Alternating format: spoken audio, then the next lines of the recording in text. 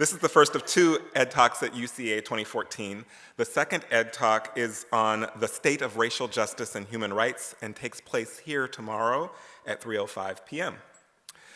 In a recent article, Gary Anderson and I argued that within the context of the neoliberal assault on public education, researchers may need to reimagine and re-strategize how our work might impact the common sense around reform or justice, if we can even get that far. We suggested that the aim of education scholarship is not to provide policy prescription, but rather to provide policy knowledge that should then inform policy making, implementation, and evaluation. We also proposed that policymakers often selectively seek out studies to support their ideological positions or the positions of the corporate and philanthropic entities to which they are indebted. Therefore, these political actors may be quite disinterested in any kind of policy knowledge that conflicts with what they already know or want to know. It then becomes important for researchers to seek out new audiences and partners, including school leaders, teacher activists, and youth and community organizers. In this session, we want to engage in an interactive discussion about the possibilities and challenges of pursuing research that provides this kind of critical policy knowledge and which has the power to inform action for social justice and human rights. We ask you to join with us in considering the following questions. What kinds of social justice questions motivate our research? How do we want our work to make a difference, whatever that difference is that you imagine? How will or how do we know that our scholarship has actually made that difference or is making that difference?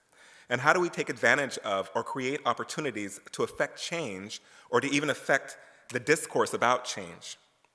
Our panelists will be engaging some of these questions and will speak each for about 10 minutes, and then we'll have time for some discussion amongst the panelists and with the audience. So let me introduce our fine panelists. First, we have Dr. Janelle Scott.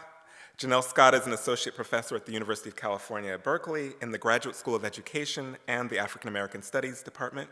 Her research explores the relationship between education, policy, and the equality of opportunity through three policy strands. One, the racial politics of public education. Two, the politics of school choice, marketization, and privatization. And three, the role of elite and community-based advocacy in shaping public education policies and research production and utilization. A Spencer Foundation dissertation and postdoctoral fellow, she received the 2014 AERA Distinguished Scholar Award from the Committee on Scholars of Color. Her work has appeared in several edited books and journals, and she's the editor of the Teachers College Press book, School Choice and Diversity, What the Evidence Says. Next, we have Dr. Ed Brockenbrough. Brockenbrough. I've never had to say it. Okay. Ed Brockenbrough is an assistant professor of teaching and curriculum at the University of Rochester's Warner School of Education. His research focuses on negotiations of identity, pedagogy, and power in urban educational spaces, with particular attention to Black masculinity and queer issues in education. His work has appeared in several journals and edited anthologies, and he recently served as co-editor of a special issue of Curriculum Inquiry, the journal's first special issue ever, on queers of color and anti-oppressive knowledge production. In addition to his research agenda, he directs the Urban Teaching and Leadership Program, a Warner School initiative that prepares urban teachers with a commitment to social justice. Beyond Warner, he provides professional development for local K-12 educators on LGBT issues in schools. And finally, we have Dr. Lois Weiner. Lois Weiner is a professor of education at New Jersey City University, where she coordinates a graduate program for experienced urban teachers.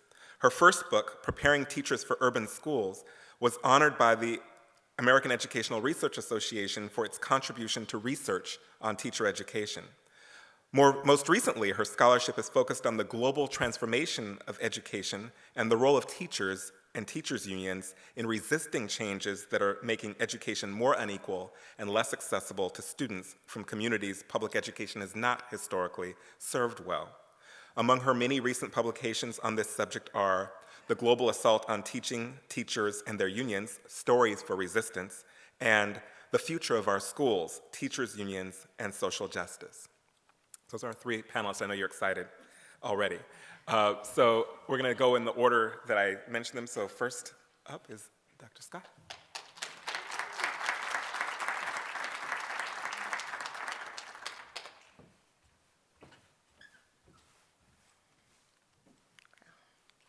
Good evening, everyone. Good evening. Thank you. That's a really long way to walk, by the way. that was dangerous, just so you know. So in responding to the prompts that Michael encouraged us all to think about tonight, before I get to that, I first want to thank Michael Dumas and all the folks from UCA who've made this panel possible. I look forward to being in conversation with my co-panelists and with all of you. So I want to talk tonight about my work and the kinds of social justice questions that motivate my research and teaching, and the extent to which I think that work can make a difference in some small but hopefully important ways. My work is animated by a longstanding interest in the relationship between public education, the state, and inequality. This relationship, as you all know, has been fraught with problems. They're familiar to all of us here. Currently, motivating my work is a deep worry about the historic levels of economic inequality in this country, which has racial particularities, and its relationship to the deep asymmetries in political power. Based on my research and the insightful scholarship of others, many of you are here tonight, in fact, I'm not persuaded that the proposed popular educational policy solutions to inequality, things like high-stakes testing, choice, privatization, deregulation, and managerialism, are going to help us solve the deep effects of the upward redistribution of wealth, the effects that this has had on the ability of K-12 and higher education systems to serve an ever-diverse and increasingly high-poverty population. And I'm concerned that our preoccupation in the field with measurement and efficiency is preventing us from understanding the political transformations that are having such an impact on teachers, on parents, on students and leaders and academics. But our critiques of such mechanisms cannot unwittingly fall into a tacit defense of the status quo in schooling or society. I think about my work as contributing to two areas, teaching and scholarship, and I'd like to share some of these ideas in the 10 minutes I have to start what I know was going to be a very rich conversation. In my mind, a key lever for change is the ability to ask fresh questions, to reframe our understandings, and to identify overlooked policy interventions, to create more engaged scholarship as well. Many of us have been trained to produce sophisticated and needed critique of the deficiencies in our schools, our society, and our public policies. I think these critiques are essential, but I sometimes worry that they're unyoked to a sense of hope, a sense of critical possibility, to a vision of the society we want to create. Undergirding my interests is a belief in the potential of democracy to help facilitate more just societies, public policies, and schools, so that opportunities are not constrained by race, by gender, by disability, or any other of the socially constructed identities we live with. I've been long interested in the ways that progressive social movements have been able to achieve moments of rupture in which public policies move closer to justice than they had previously, and the need for such movements is acute right now. And in fact, I think these movements are afoot. The need for relentless critique is also essential, but to acknowledge growing and glaring inequality, to measure it is not enough. The levels of historic social, racial, and economic inequalities and their impact on public schooling and higher education are dire, as you know, and require not only activism to interrupt the causes of such disparity, but also the conceptual and empirical tools that will allow us to reframe it and examine its various permutations. I think in general, in the field of educational policy and leadership studies, there's been an under-examination of broader contextual issues and changes in cities and surrounding suburbs. Issues like changing labor and housing markets, tax policies, out-migrations of particular populations and in-migrations of others, the ways in which these migrations displace long-time residents, the waves of immigration and public health policies that so affect our public schools and their students. What researchers in education often tend to ignore are the many ways in which contextual factors have created separate and unequal spaces within city limits and across urban-suburban lines, and the results are depressingly familiar, even mundane by now. Increasingly, I think the popular solutions are as well. We certainly need to foster better, more equitable, rigorous teaching, leading, and learning, but it's clear we cannot incrementalize our way out of poverty and inequality. We need to consider the social policies and ideological transformations that can be fostered to interrupt decades of disinvestment.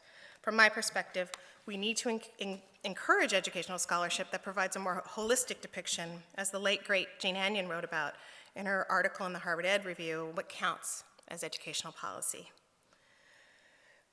The recent Occupy movements over the last several years became a global effort to connect issues of economic inequality to the political systems and public policies.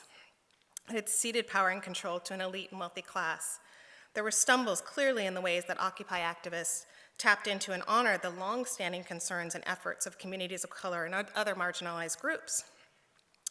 But these movements raised the potential for more multiracial and multinational organizing for a far more fair and equal social setting in ways unimaginable just a decade ago. In the United States, the Occupy movements also helped to jumpstart a conversation on neoliberalism, which until then had been a relatively esoteric concept, the preoccupation of a small population of academics or activists, but otherwise a term unfamiliar in popular discourse and not well understood within schools of education in particular, despite the neoliberal transformation of many urban schooling systems and our own universities. Since 2011, I've offered a seminar on neoliberalism and educational policy at UC Berkeley. This year-long seminar has at least three purposes. One, to provide a space for students and myself to read deeply in the literatures on educational policy, politics, economics, sociology, race, schooling, and social movements. Two, to allow students a space to work through their own writing and thinking on these issues. And three, to help think about empirical and conceptual directions to consider contemporary educational policy in socio-political and historical contexts. Students have often come from different university departments, education, public policy, business, for example. Despite these different departmental affiliations, they're drawn to the seminar because they're trying to make sense of the radical reforms being undertaken in the US public schooling and higher education setting that emphasize market-based approaches of contracting, consumer choice, high-stakes accountability, and incentives. They're joined by a common curiosity. They want to understand how it came to be that these strategies have been so enthusiastically taken up by policymakers and the implications of these efforts for educational policy and equity. They also want to think deeply about the challenges of entering the academy at a time when our universities are being transformed by corporate principles. Our time in this seminar has coincided with significant and social and political transformations, and it's given students and myself a space to think about them in relationship to schooling. So these have included, for example, the 2010 US midterm elections, which saw the ascendancy of the Tea Party candidates. Yikes, am I doing that? Sorry about that. In national and local offices, anti-labor efforts of governors, as I mentioned, the Occupy movements around the world, the release of the documentary Waiting for Superman, the murders of Trayvon Martin in Florida, and recently Michael Brown in Missouri, and the recent massacre of student teachers in Mexico. And there have been protests and activism on our own campus at UC Berkeley in an efforts to connect our state's defunding of higher education and public education, not only to their own tuition hikes, but more broadly to these issues of social policy and inequality. My students have valued the ability to think deeply about neoliberalism, to understand its hallmarks as an ideology and the way it gets taken up in social policy. And we've unpacked the relationship between neoliberalism and partisanship, which can be confusing for some students since neoliberal adherents cross party lines. The seminar has helped students think through their own ideological stances, to interrogate the origins of particular school reforms, and to consider the philosophical underpinnings of them. Moreover, it helps them to identify possible alternatives, to reconsider assertions, and to reframe their own empirical questions. I think too often in schools of education, we neglect to help doctoral and educational leadership students understand the political and ideological origins of seemingly politically neutral reforms. And we also fail to help them understand the history and successes of social movements and their role in social change. In fact, far too many students are told that to be serious policy scholars, they must not study or even acknowledge issues of race, power, or ideology. In my own research on the politics of advocacy in places like New York, New Orleans, and Denver, findings suggest that there is significant support for strengthening public schools over market solutions, even as parents are also participating in school choice policies. I've also found that despite the preoccupation with evidence and measurement in traditional public school systems, and from policy researchers that policymakers remain unconcerned or uninformed about the decidedly mixed results of market-oriented reforms, and rather than curtailing them based on that evidence, they're increasingly expanding them. So I believe that this dynamic can be explained, explored, and perhaps challenged by an engaged scholarship that centers the issues I'm calling for us to consider: race, class, gender, power, and ideology. This analysis would move beyond claims of market advocates in order to understand the more complex, multi-layered perspectives that those who live with unequal education bring to the debates on privatization, particularly as privatization is being posed by market advocates as solutions to cure educational inequity. Currently, the research literature, mainstream research literature, policymakers, and even the popular media tend to glance over or forget or ignore completely the political resistance to these reforms in local communities. If, as market advocates argue, that educational policy should derive from parental and community-based preferences, then a closer examination of these resistance efforts is warranted. It is through the documentation and analysis of these efforts that I hope my research has made a small difference by bringing the desires, ideas, and alternatives to bear on the policy debates. Thank you.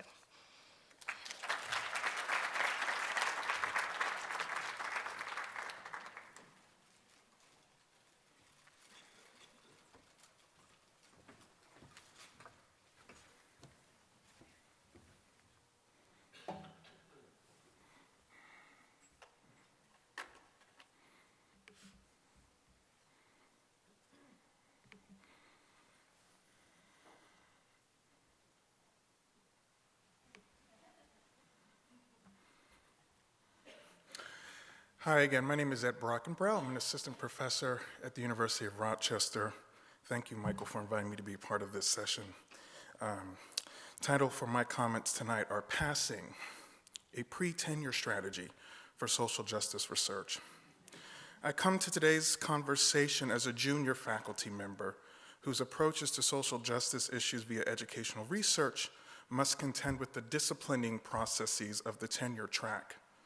These disciplining practices include annual performance reviews that privilege publications in top-tier journals over more accessible venues like blogs, and the pressure to engage in research projects with quick turnaround times and minimal community ties that may delay one's productivity. My journey along the tenure track has also coincided with the adjunctification of the American professoriate, attacks on tenure and faculty governance, and the neoliberalization of the American university. While even those of you with tenure are feeling its protections wearing thin these days, those of us without tenure can find ourselves in even more vulnerable positions as we attempt to transform the status quo at institutions that have become increasingly committed to silencing dissent. These general anxieties felt by many, if not most, junior tenure track faculty are compounded for me by my own positionality and my particular scholarly interests. As an openly queer Black assistant professor who examines queer issues in K-12 schools, I am keenly aware of the body count at my particular R1 institution, of junior faculty of color who over the past decade were either denied tenure or left my institution to avoid being denied tenure. These colleagues by and large examined social justice issues in their research, and they spoke up about the inequities and lack of transparency within our institution. Their disrupted career paths serve as a reminder to the rest of us of the consequences of speaking too loudly, too radically, too unapologetically. So too do the tenure-bound detours of white junior faculty members at my institution whose scholarly and political commitments to sexual assault survivors, disability studies, and other social justice issues were deemed too radical, too time-consuming, too far from mainstream tenurable academic scholarship. So for those of us who are junior faculty members and who are pursuing disruptive scholarly projects in conservative institutional settings, our approaches have to strategically anticipate and negotiate the risks of being too radical for the tenure track. As I think about how I have negotiated the risks that I've just described over the past 5 years of my tenure track journey, a framework that repeatedly comes to mind for me is that of passing. Within the United States over the past 4 centuries, passing has emerged in numerous social contexts as a nuanced, sophisticated, and surreptitious practice of appearing as a member of a dominant social and cultural group. As famously depicted in Nella Larson's 1929 novel, Passing, some very fair-skinned blacks, as well as very fair-skinned members of other racial minority groups, have at times passed as white. Other examples include Jews who have changed their surnames and hidden other signs of their religious and ethnic identities in order to pass as normatively white and Christian. Gender nonconforming individuals who pass as male or female depending on their gender presentation, or queer sexual minorities who have passed as straight. Across all of these cases, passing is about survival. Whether intentional or unexpected, passing constitutes a strategic fashioning of one's marginalized identity to appear as a member of an elite social group, thus gaining access to the institutional protections and advantages that historically and usually violently have been hoarded by those in power. I want to underscore that passing, as I'm conceptualizing it, is a contingent phenomenon, one that is not necessarily engaged all the time and in all spaces, but that instead is invoked and adapted in response to particular arrangements, power arrangements in particular contexts. A quick example from American popular culture will hopefully help me illustrate this contingency. Mariah. I just wanted to put pictures of Mariah in a PowerPoint. But for those of you who may not remember this, when Mariah appeared on the scene in the early 90s, her music company promoted her as a white singer. So she actually passed in the early stages of her career. However, those of us like me who are discerning about sort of the signs of racial otherness, so if you look at this picture, this is from Vision of Love, her first single. And if you see, I don't know if you can see this, but the lighting sort of makes her hair look lighter, her skin look lighter. And in a lot of these early pictures, they were taken from the side so that you didn't see the width of her nose. The picture on the right is a more front-on picture. And this is the picture that people like me were like, oh, look at her nose, she got a little black in her. Right, so Mariah and her record company sort of orchestrated her passing as white, which helped her to really appeal to the masses and be an alternative to sort of black soulful divas. This was actually when Whitney was getting blacker and hanging out with Bobby Brown, and so Mariah gets positioned as sort of white and accessible to the mainstream. This passing gave her career sort of access to the privileges that white singers would have. However, that wasn't the only mold that she occupied. What she and her record company would do is release hip-hop and R&B remixes so that she had the pop version of her songs that made her a pop princess, a white pop princess, but then she had like rap stars like Old Dirty Bastard, groups like Escape, that allowed her to also appeal to black audiences on the side. So I offered this, one, because I just wanted to talk about Mariah, but also because her case of passing points to three characteristics that I think may help junior faculty consider this as a strategy for navigating the academy. Actually, four, I'm sorry. Passing is a contingent practice that shifts across contexts and across audiences. It's a dialogical process, so you don't just decide to pass and then that's it. The audience has to have sort of participates in this with you. If done successfully, it gives you access to an audience with elites, while you can still, though, shifting across context, have access to an audience with communities outside of elite circles that you want to do sort of more social justice, radical work with. And so these characteristics sort of frame how I'm thinking about passing as a strategy for junior faculty. And I have two examples from my own work that will hopefully illustrate this in terms of being in the academy and not just show business. So as a PhD student at the University of Pennsylvania, I focused my dissertation on the experiences of black male teachers. I was particularly interested in troubling popular narratives that cast black male teachers as father figures and role models without questioning the consequences of reinscribing patriarchy in K-12 classrooms. I learned rather quickly that this work raised red flags for educational power brokers who did not share my critical lens. When I was applying for dissertation grants, I learned that one of the selection committees was worried that I had too many queer men in my sample. And so I ended up adding 2 more straight men so that the straight men outnumbered the queer men, and then I ended up getting a dissertation grant. At this high-stakes juncture, I learned that my scholarly identity as a researcher interested in troubling patriarchal and heteronormative discourses would be seen as suspicious to certain gatekeepers. Hence, I deliberately created another identity, one that allowed me to pass as someone who was aligned with dominant discourses. I wielded this identity in grant applications, certain job applications, descriptions of my work when I was at conferences, particularly when I was talking to senior Black scholars who weren't necessarily invested in the deconstructions of Blackness I was interested in. This passing coincided with articulations of my academic identity and work elsewhere that were sort of truer to my interest. So what this sort of looked like work-wise, if I can get this to change. So the chapter on the left is a snapshot of a chapter that I published in the book that looks at how the Black male teachers in my dissertation had to negotiate class and geographic background differences with their students. On the right is a snapshot of an article that got published in TC Record that looked at how some of the Black men in my study were so committed to their patriarchal sense of self that they had these contentious relationships with women in power. The one on the left, that's an example of the type of scholarly identity that I assume when I'm trying to pass, because it doesn't challenge the dominant discourses around Black male teachers in ways that will keep me out of certain academic spaces.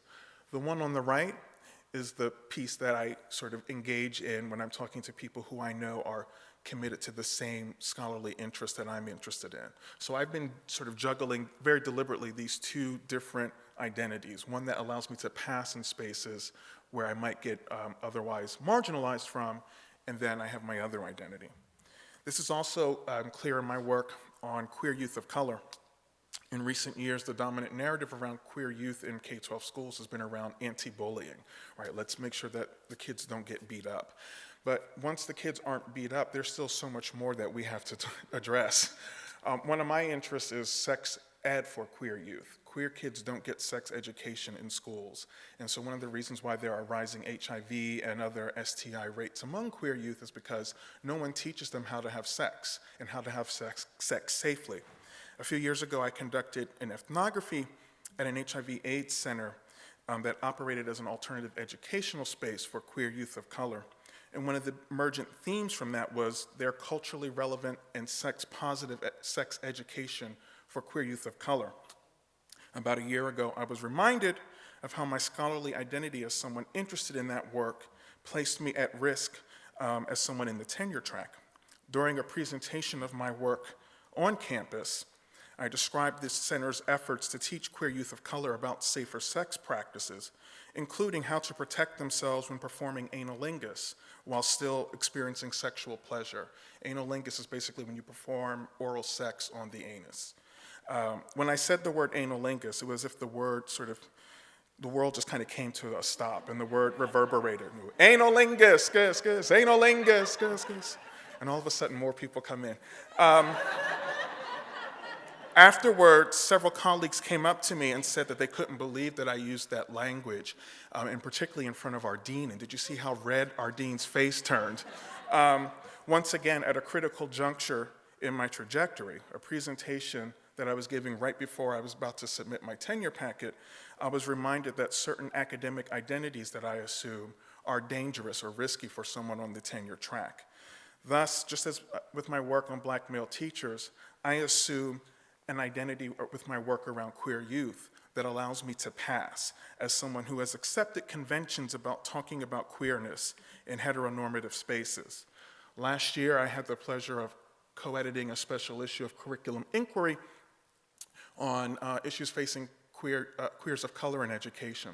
So this piece that I co-authored with a wonderful doc student, Rigo Marquez at UCLA, looks at the absence of race in legal discourses on queer students' rights.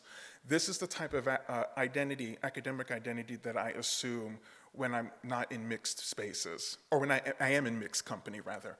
Because this is sort of the easy identity that allows me to pass as somebody who talks about queer kids in ways that are acceptable for the tenure track, right? Like, let's make sure they don't get beat up. Let's make sure their rights are protected. This identity is very different, though, from the one that I assume when I'm engaging people on my work around sexual health education for queer youth. And that identity is one that I perform in very different spaces as a junior tenure track faculty member. So to close, for me, passing acknowledges power while granting me agency. It enables me to be strategic about when and with whom I perform identities as a respectable academic, while also allowing me to think strategically about when and with whom I perform my more radical academic identities. It is also only one way to think about how junior faculty might navigate the academy. It's one that resonates for me as a queer man who has actually lived passing in my own life, but it's not the only way for us to talk about this. What I'm really hoping, though, to accomplish with this is to get us to think about how we talk about these issues with junior faculty, so that negotiating the stakes of talking about sort of radical ideas in spaces that are conservative, in spaces where your tenure track trajectory might be affected. What I want us to do is to make this an explicit part of the socialization of junior tenure track faculty. And I think passing is one way to do that. Thank you.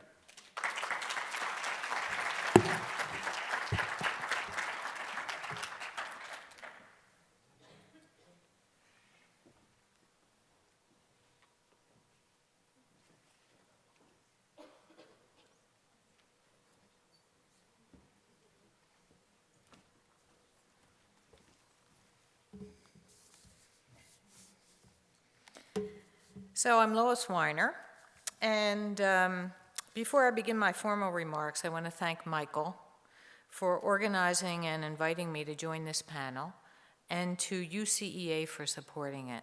I'm honored to be considered a researcher who can contribute to this discussion.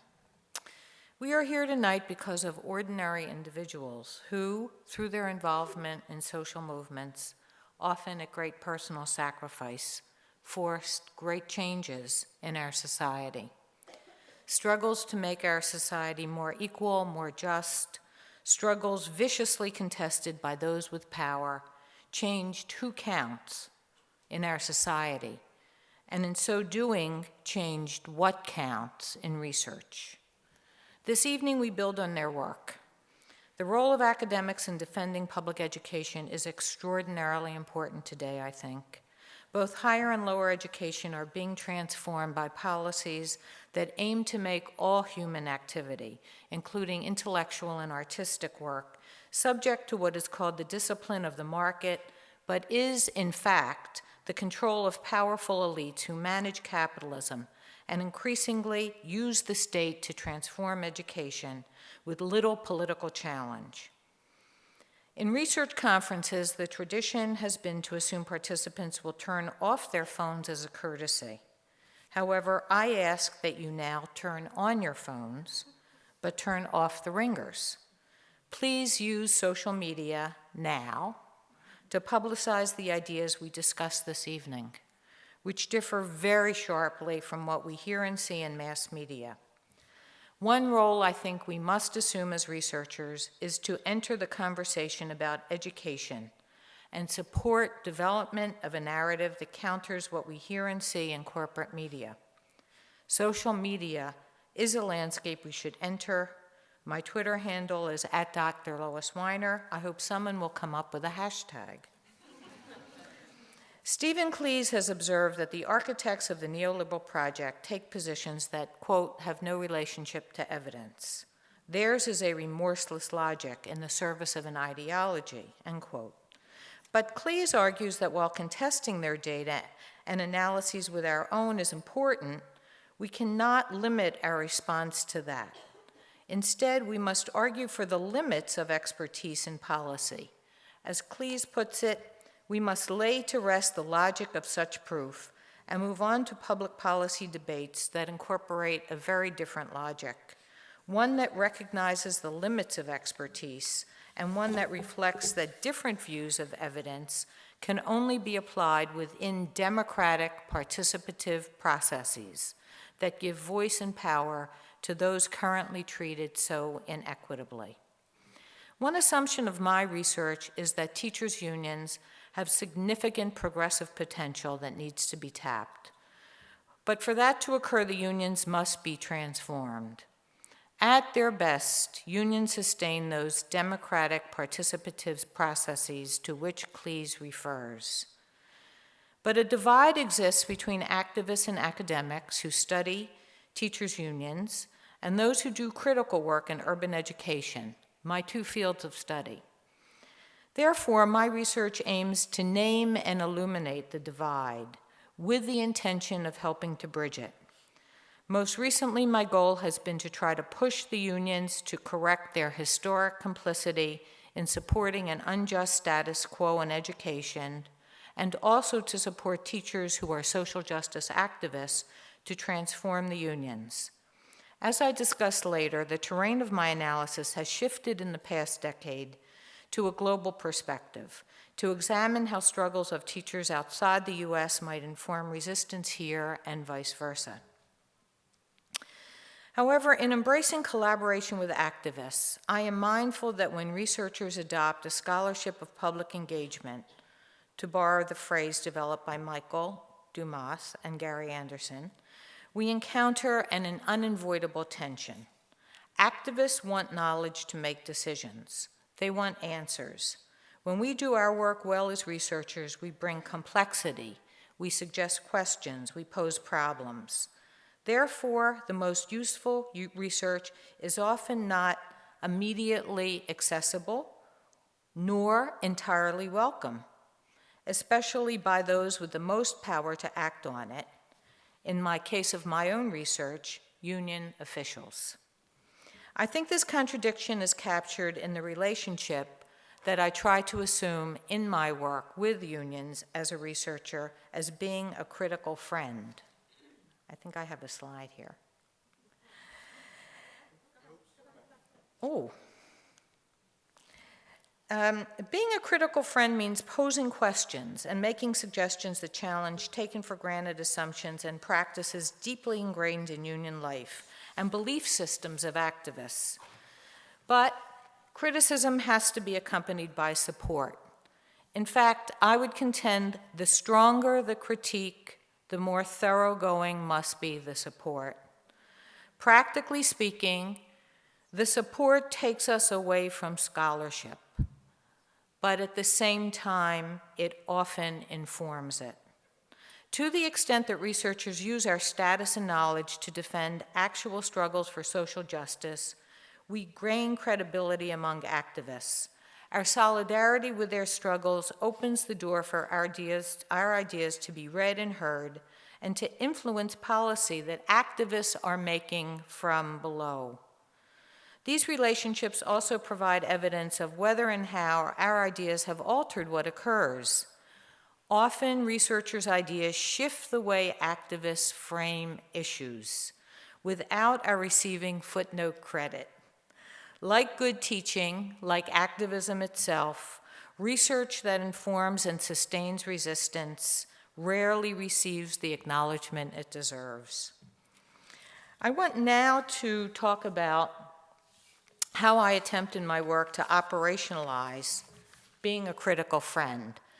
The last, making our research accessible to activists and our use of language and venues. I recently published a book, The Future of Our Schools, and I deliberately chose Haymarket Press because it's present at conferences of activist teachers, and they distribute it. They distribute it far better than do academic publishers. I also made the language accessible. I limited the number of footnotes, and I targeted classroom teachers for my audience, not academics. It's not a book that's used in classrooms, but it is a book that's being read by teachers and being sold at conferences of social justice activists.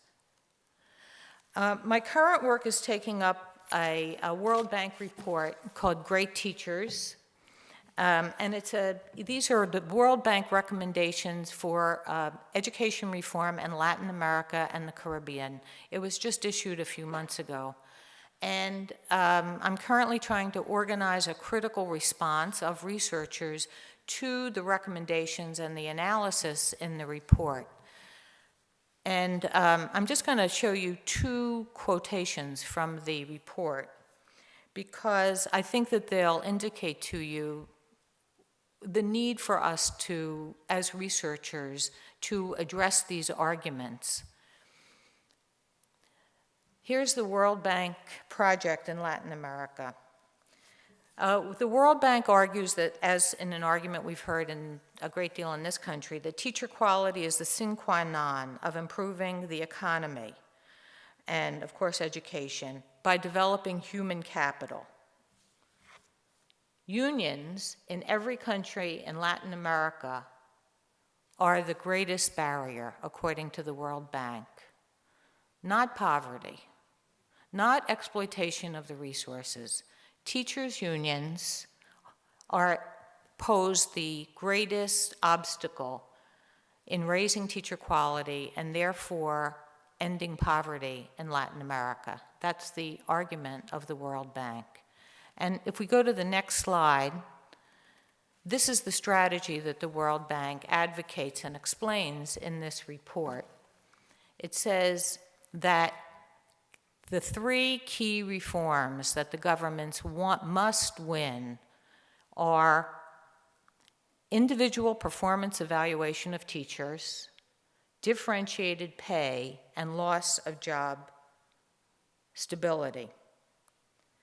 Essentially, what the World Bank is laying out here is its project to make teachers at-will employees who are transient and follow orders and teach whatever curriculum is given to them.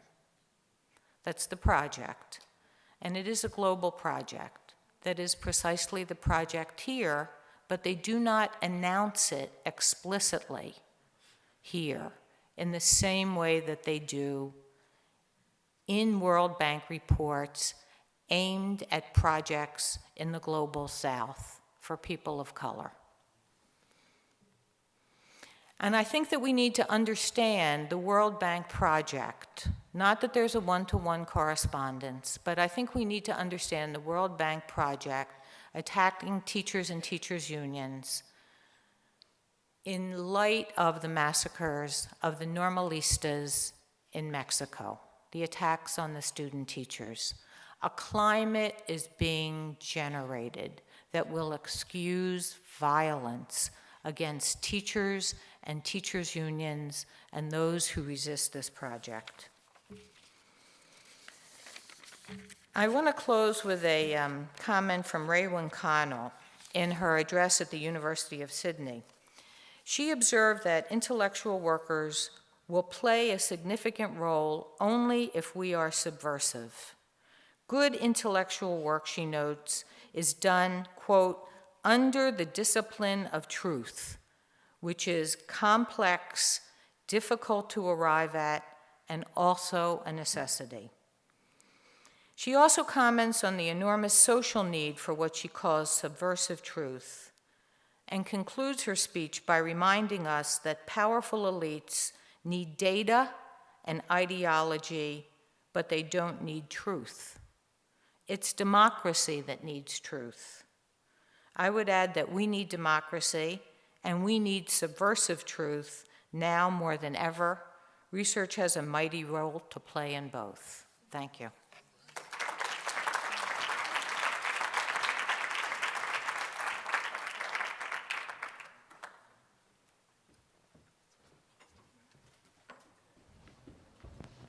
So we want to quickly be able to get you involved in this discussion with your thoughts and feedback. No, there's 4. You can sit down too. Oh, yeah, this is yours.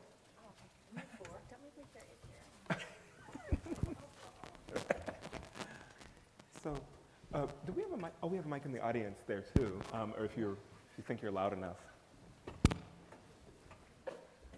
And also, I wanted to invite you all, if there's reflections you had on hearing each other's papers too. Also, say some things.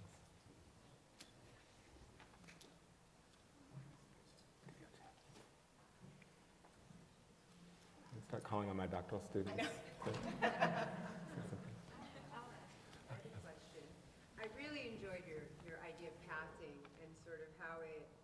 aligned to the promotion and tenure process. So there's something I'm sort of conceptualizing in a different way, but some part of the issue with me is that I'm complicit in this process, which then sort of excludes and is hegemonic, but I'm complicit in it, and I reap the benefits of the luxury of having tenure. So I guess what is that tension for you, and how do you reconcile that?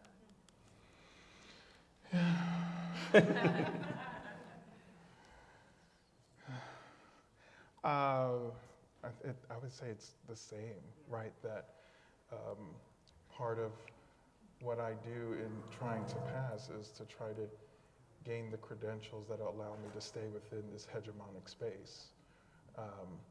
For me, passing, though, reminds me of the performances that I engage as an academic that are geared toward securing my place in that space, or space in that place, versus where my true commitments sort of lie elsewhere.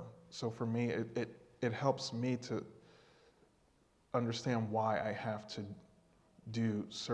why I have to talk about the things that I like in certain ways that censor, but that still allow me then to go into, the communities that I'm working in with, where they call me Dr. Ed, right? That actually allows me to get resources for my kids that they otherwise wouldn't have, and that I wouldn't be able to give them if I didn't have one foot on the plantation, right? So I kind of reconcile it as the necessary evil to then do the social justice work outside of that space. But it's always in tension, and there's always moments where you question how much you compromise of yourself in order to, have that title of being associated with particular universities, right?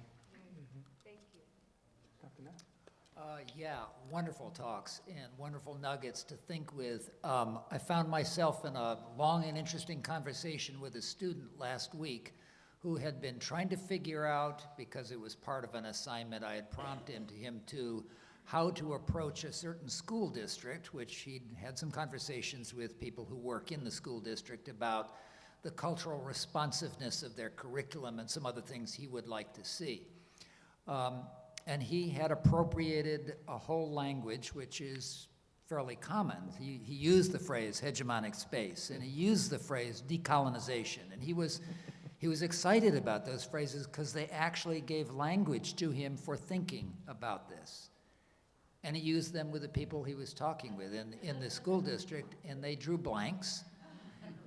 And he was worried about, am I losing the idea if I lose the words? And I said, no, probably not, but you're gonna have to do some translating here, and what in plain English do you mean by those? And we went on and on. So I just want to know how the three of you in plain English work in communities that are absolutely non-academic and could care less about theoretical sophistication. They care very much about what the theories are about, but they get stuck on the words and the terms that have become a kind of language for us all. So how do you guys deal with that? And what is your way of working that language boundary without compromising too much? Or maybe it is a passing. I don't know if that's the dynamic. Anyway, talk to us about your language.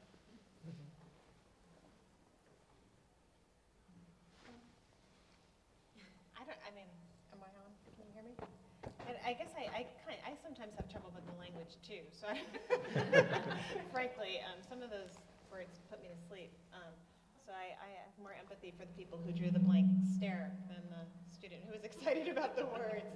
I think it's important to be multilingual in the work that we want to do, and to understand who speaks the language we're speaking at any given time, and to be able to be truly multilingual and communicate across multiple settings. And in an academic space, to be able to talk in academic language, in non-academic spaces to talk in non-academic language without diminishing the power of your ideas. I think that's an important and almost essential skill, I think, if you want to do this work. So I think I would encourage, that student to become multilingual and to be able to code switch, If I use words like that with my mother, she'd tell me I was being ridiculous. Like, just say what you're trying to tell me. And she's a smart woman, so it's not about intelligence. It's about being able to speak the language that gives her access to the ideas, right? Yeah, I would, I teach undergraduates, and one of the courses, I actually like to teach online. I teach a Rethinking Education class online to people who are elementary school teachers. And, you know, most people who become elementary school teachers in this country want to become teachers because they love kids. They're not political. They're really not political. And so to engage with this material with undergraduates, especially written work because they're posting assignments and I'm commenting, I have to really think all the time about how to explain the ideas without using the vocabulary that I'm reading in articles. I have to pick and choose, and that's very good practice for me, I have to say. And the other thing is, I think that I'm not fond of a lot of the lingo that one has to plow through in a lot of research. I find it off-putting myself as a reader and as a thinker, and I think that some of it is sloppy. It's very sloppy, and I find that out when I'm trying to explain the concepts to my undergraduates. What does this really mean, and how does one persuade them? And the last thing I want to say about teaching this material to my undergraduates who are sophomores and juniors in a state teachers university, you know, that serves in the poorest school districts in the state of New Jersey. That's who my graduates are. That's who the people who come to my university are. They're very smart, and they frequently, in discussing these comments with them, they'll articulate a critique of research that is brilliant. It's really brilliant. And I learn a great deal from their work because they are engaging with the ideas. And so I think it's not just the language that we talk. The language that we talk has to invite a conversation. And in adopting the language that researchers use and being unwilling to change, what we're saying is that this conversation is not a conversation, it's a monologue.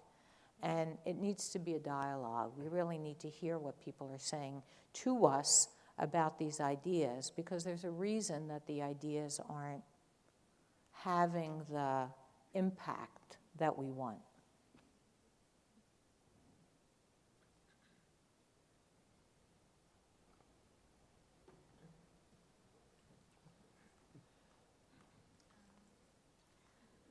I loved all your talks. Thanks so much for sharing. And I hope this isn't too off the wall, but I did know from each of your talks about the role and impact of other areas of society and other institutions and their impact on education. And so I just wanted to throw this out there. I'm wondering what the viability or the efficacy of bringing in other fields to answer some of the questions and to even pose different questions of education. So for example, you talked about the role of economics, you talked about the role of health education and its possible impact on students. And so I'm wondering, sometimes it feels like we can't answer and solve the problems of education and create more opportunities for students without looking to health, without looking to poverty, without looking to criminal justice and issues of policing, et cetera. And if you could speak to the possibility of those different fields or areas of study intersecting. I'll chime in first. I'm actually working on an application now for an NIH grant with a colleague of mine from the School of Nursing at University of Rochester to do some of this sexual health education work. And it was a really natural fit because, the things that make raise people's eyebrows in schools, that stuff is just like, he used to work in an STD clinic, so nothing that I say or that the kids say make him blink. I think a challenge, though, is that as I think some of us, we've all kind of talked about it in various ways. As we see kind of privatizing forces seep further and further into schools, some of those connections can actually become much more difficult. I know, some of the partnerships that I'm doing around health education, we can do it in our neighborhood public schools, right? Like at one of our high schools, we have, a couple of our high schools, we actually have health clinics in the schools where some of the work that I'm interested in doing is actually happening kind of under the radar, right? But like at the charter schools, good luck trying to get access to those kids and having them partner with, other institutions for the public good, because right there, that commitment for the public good gets compromised by their sort of proprietary approach to education. So I agree that those types of partnerships have lots and lots of possibilities, and one of our challenges will be sort of making space for those partnerships as more and more schooling spaces become privately controlled and resistant to other institutions sharing responsibility for our kids.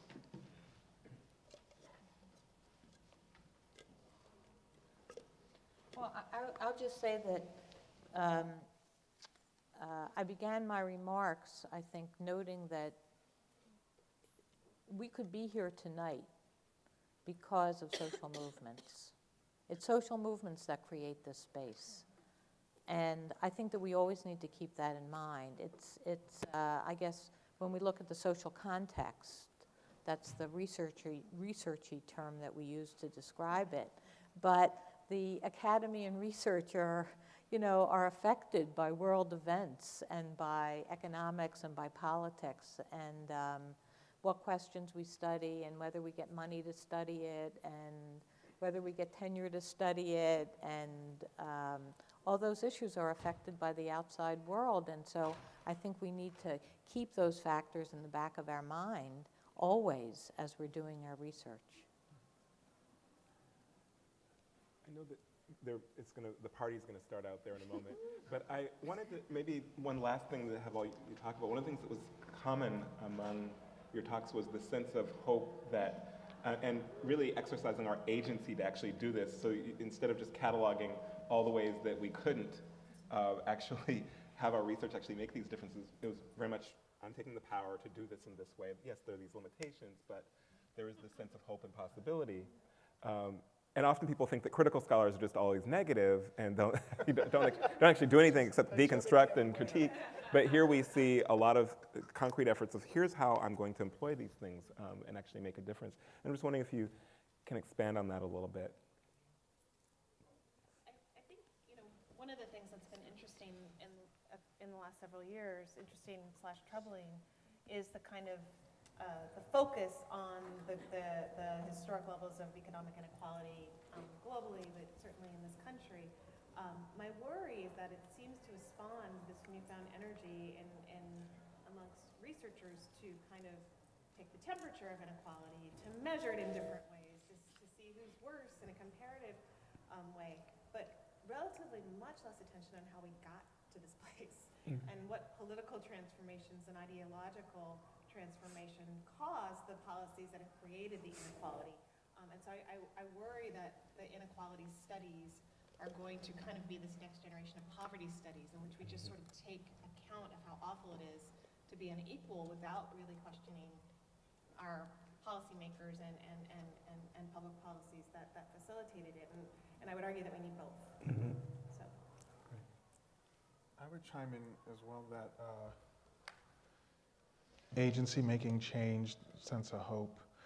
I think Lois made a great point about social movements are behind change, right? So my work with my kids, I need to stop calling them my kids because they would get mad if they heard me say that. But it's connected to community organizing that created spaces for queer communities to fight things like HIV and AIDS, right? So there's a very deliberate move for me to connect my work to spaces that are formed by those movements. I think that's a great framework for us to think about. It's like, Are you sort of off on your own, working in a vacuum, or can you identify what movements, what efforts for collective organizing your work is feeding into?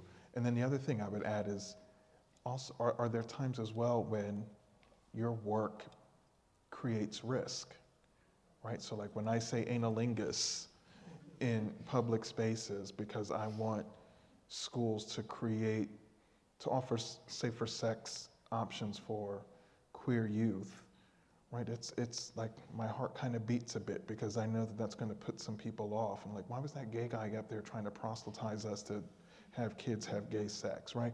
But like I know when my work is risky and when my work is just sort of like for show. Like it's a spectacle to put that the university, pulls me out on Diversity Day to say, oh, look, we have black people and gay people who are talking about things, but it doesn't really shake things up. So I think just feeling when it's a little uncomfortable and you're taking a risk can also be a way for us to push ourselves to do that work more often. Hopefully that made sense. I would only say that I wish I could get to the place that Ed is with passing, because my work is just consistently out there. And so I admire Ed's and learn from his framework. I want to say I am really hopeful.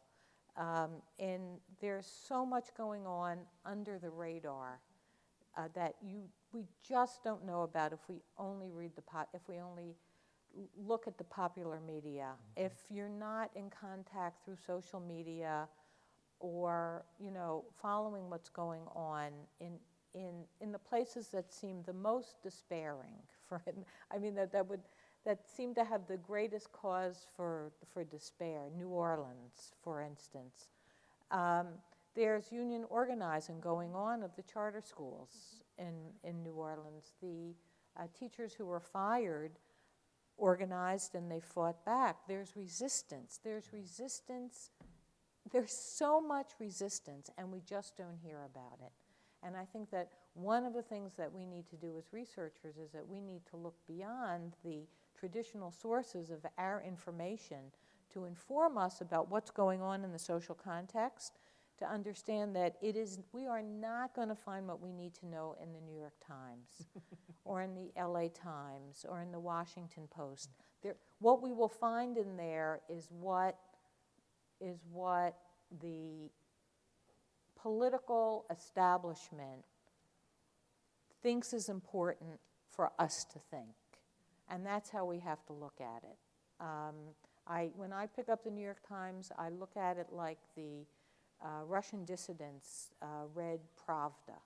And I do. I think about why are these articles being situated here? What's the policy implication of this article being here? What does that indicate?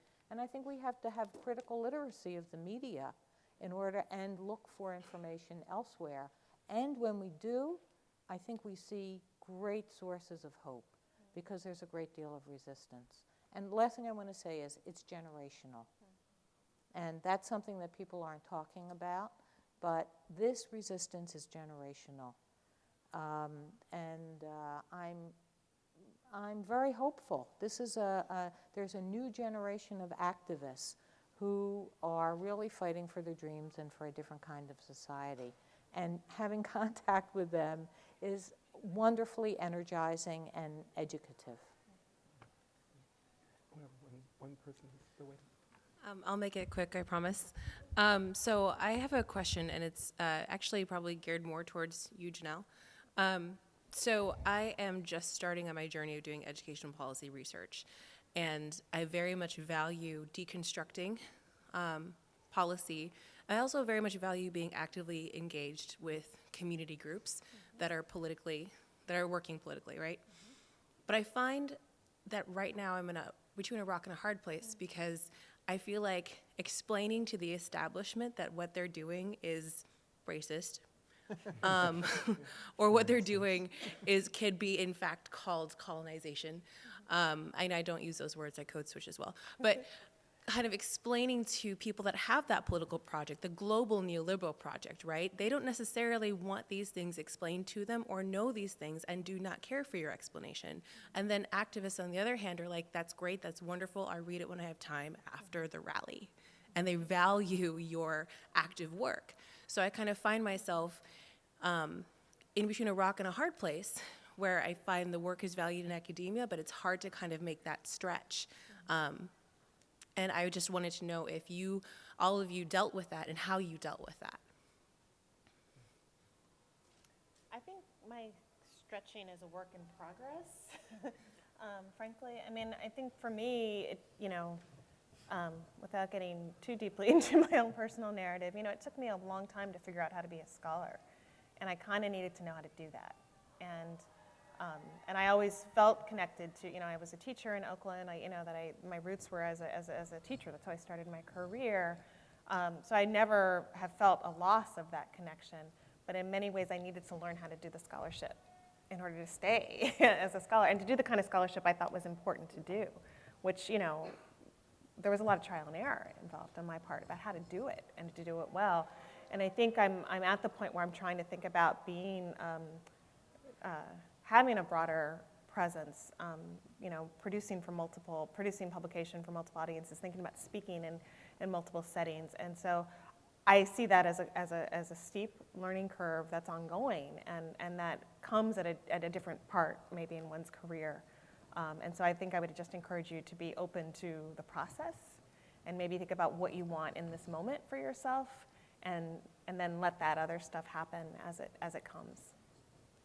Like, you don't have to do it all right now. Well, I would just say briefly, I used my university as a laboratory. When I wanted to explore, I used my experience because it's a teaching university, and we have a very heavy teaching load. We teach 4 classes every semester, and there's very little support for research, and there was less support for research when I first came there. I got a Spencer Foundation grant, and we didn't have a grants person. And so the vice president for academic affairs had to sign off of it, and Spencer said, well, we've never heard of this. We need your grants person to sign off of it. But there was no grants person at the Jersey City State College when I went there. But I found a community of people who supported my activism work, my colleagues, not everyone, and I maintained and developed a network of, an intellectual network with scholars whose work that I respected and admired and I could learn from. And so my campus became my little laboratory for figuring out issues of urban teacher education, or the social context of education, or later I ran actually for president of my own higher ed union in order to figure out how do you form a reform caucus in a union. We need to do it, so maybe I should do it in my own campus. So I think that I just want to say this, that I made the decision not to be at a research university because I couldn't pass. I was not capable of, couldn't spend that psychic energy to do that. And I think that there are ways to maintain a research agenda without being at a research university. I want to say that to people. And I think that I'm not the only example. There are many other examples of people who maintain a research agenda and produce really good stuff who are not at research universities.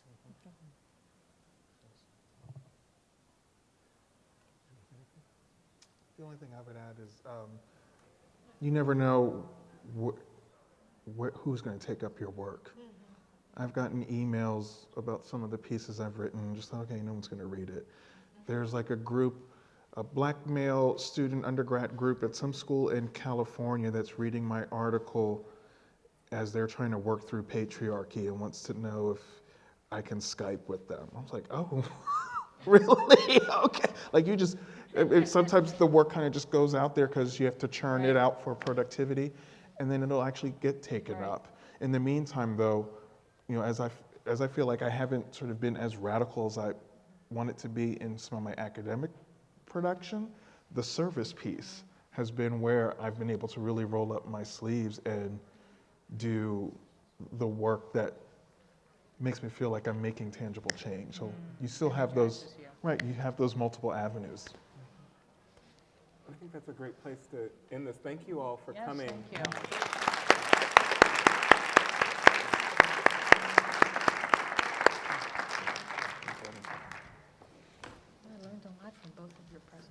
And yours.